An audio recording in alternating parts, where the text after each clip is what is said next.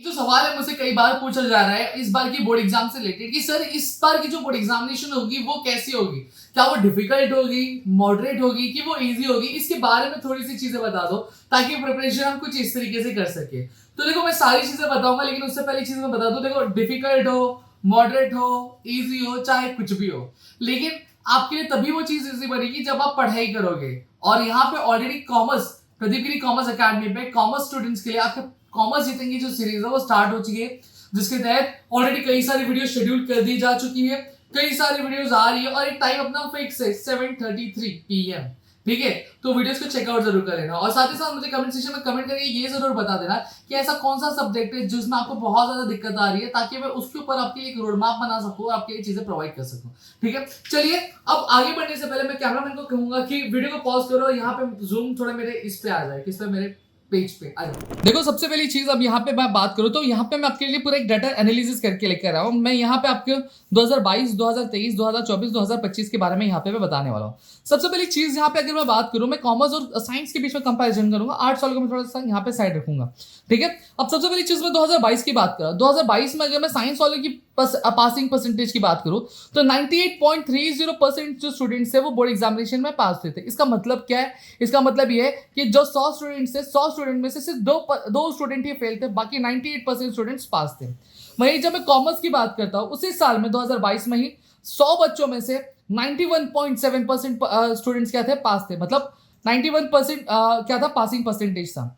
2023 में अगर मैं बात करूं, जो साइंस वालों का पासिंग परसेंटेज था वो 96.09 था। वहीं जब मैं कॉमर्स वालों की बात करता तो 90.42% था। वहीं जब मैं 2024 की बात करता हूँ 97.82% साइंस वालों का था। वहीं जब मैं कॉमर्स वालों की बात करता हूँ तो वही वो 92.18% था। वही 2025 की रिसेंट ट्रेंड की बात करता हूँ, 97.35% पासिंग परसेंटेज था साइंस वालों का, कॉमर्स वाले का 92.68% था। अब सवाल ये उठता है कि सर ये दिखता कैसा, ये क्या हो गया? ये तो पूरी दुनिया बदल गई, पूरी काया बदल गई, जज्बात बदल गए, सब कुछ बदल गया। अब होता क्या है? सबसे पहले चीज मैं यहाँ पे आपको साइंस वालों की चीजें बता देता हूँ, फिर कॉमर्स वालों की चीजें मैं यहाँ पे एक्सप्लेन करता हूँ। सबसे पहले देखो, एक जो साइंस वालों की जो एग्जामिनेशन होती है वो 2 पार्ट में होती है, जैसे हमारी होती है। ठीक है, एक होता है उनका प्रैक्टिकल एग्जाम जिसे हम इंटरनल भी कहते हैं, जो 30 मार्क्स का होता है। ठीक है, वहीं पे जब रिटर्न की बात करता हूँ तो वो 70 मार्क्स का होता है। ठीक है, कॉमर्स वाले की अगर मैं बात करूँ तो कॉमर्स का जो एक बंदा है, कॉमर्स का जो एक बच्चा है तो मेरा यार बताओ खिसका कौन से सुपरस्टार का डायलॉग है? ठीक है, अब यहाँ पे अगर मैं बात करूँ तो जो इंटरनल होता है वो 20 मार्क्स का होता है, और यहीं पे अगर कॉमर्स वाले की बात करूँ तो रिटर्न जो होता है 80 मार्क्स का यहाँ पे होता है। अगर एक कंबाइंड रूल हम जानते हैं, ऑलरेडी मैंने कंबाइंड रूल के बारे में आपको बताया। कंबाइंड रूल के बारे में अगर मैं यहाँ पे कहूँ तो कंबाइंड रूल क्या कहता है कि जो इंटरनल और जो आपका रिटर्न है उसको मिला के बच्चे को पास होने के लिए 35 मार्क्स यहाँ पे स्कोर करना पड़ता है। अब देखो प्रैक्टिकल में अगर मैं बात करूँ तो साइंस वाला बंदा कितने का 30 का है, अगर कितना भी मस्ती कर करके कुछ भी कर करके रो धो के जो स्कूल वाले होंगे या फिर जो कॉलेज वाले होंगे वो उसको 28 मार्क्स तो देंगे ही देंगे। कितने मार्क्स देंगे? 28 मार्क्स तो आराम से देने वाला है। अगर वो रिटर्न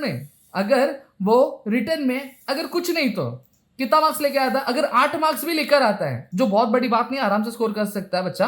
ठीक है, आराम से उसका जो टोटल होता है वो 36 मार्क्स होता है, यानी वो आराम से क्या हो जाता है? पास हो जाता है।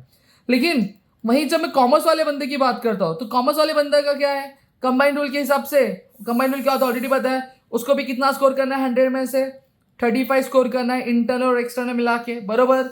अब रिटर्न में टीचर चलो, एक्सटर्नल में टीचर सॉरी एक्सटर्नल, देखो जबान फिसल रही है यहाँ पे। अगर मैं बात करूं इंटरनल में टीचर चलो उसको 20 आउट ऑफ 20 भी देती है, फिर भी ये भाई साहब को पास होने के लिए कितना रिटर्न में लाना पड़ेगा? 15 मार्क्स लाना पड़ेगा, तब जाके बच्चा क्या होगा? जस्ट पास होएगा। समझ रहे हो कितना होगा? जस्ट पास होगा। तो ये चीज थोड़ी सी समझ लो कि अगर आप ये सोच रहे हो कि मैं कॉमर्स ले आऊं, ठीक है, और ये सोच रहे हो कि मैं आराम से पास हो जाऊंगा, कोई दिक्कत नहीं है, कोई अड़चन नहीं, कोई प्रॉब्लम नहीं है, मैं आपको एक चीज यहाँ पे कह देना चाहता हूँ। देखो यहाँ पे पास होना बहुत बड़ी बात नहीं, कॉमर्स में आप आराम से पास हो सकते हैं। ठीक है, लेकिन एक चीज क्या होती है मालूम है कि अपने अंदर ना एक अलग एटीट्यूड आ जाता है, एक अलग सी अफवाह, जो मिथ का हम बहुत ज्यादा शिकार होते हैं कि वे अपन तो कॉमर्स वाले, अपन एक दिन पहले पढ़ के एग्जामिनेशन में पास हो जाते हैं या फिर एक रात पहले पढ़ के एग्जामिनेशन में पास हो जाते हैं। मैं चीज यहाँ पे ये कह देना चाहता हूँ, ऐसा नहीं होता है। ठीक है, पास होना बहुत बड़ी बात नहीं, आप आराम से पास हो सकते हो। लेकिन हाँ, एक और चीज यहाँ पे यही एटीट्यूड की वजह से ये जो बहुत बड़ा डिफरेंस दिख रहा है ना, कि जहां पे लोग ये कहते हैं कि साइंस की चीजें डिफिकल्ट होती है, देखो साइंस वालों का जो पासिंग परसेंटेज होता है वो ज्यादा होता है, वही कॉमर्स वालों का फेल होता है। फेल का परसेंटेज जो होता है वो ज्यादा होता है। रीजन क्या होता है? रीजन यही होता है कि जो कॉमर्स वाले बच्चे होते हैं वो हर एक चीज को बहुत ज्यादा लाइटली लेते हैं, बहुत ज्यादा अंडरस्टिमेट कर लेते हैं और वो कुछ भी एग्जामिनेशन में लिखते नहीं। यहाँ पे कई सारे रूल्स है कि जहाँ पे जो स्कूल वाले भी सोचते हैं कि पास हो जाए बच्चा, उसको फेल नहीं करना है। गवर्नमेंट भी सोचती है बच्चों को पास कर देना है, उसका एक साल बर्बाद नहीं करना है। मुझे एक चीज यहाँ पे एक समझाना, अगर आप कुछ करोगे ही नहीं, पेपर में लिख के ही ना होगे, तो आपको टीचर के आपका रोल नंबर, सीट नंबर लिखने का मार्क्स देंगे? नहीं ना, आपको कंटेंट तो लिखना पड़ेगा, कुछ तो रिलेटेबल लिखना पड़ेगा। अगर आप कुछ लिखोगे नहीं तो मार्क्स कहाँ से मिलेंगे?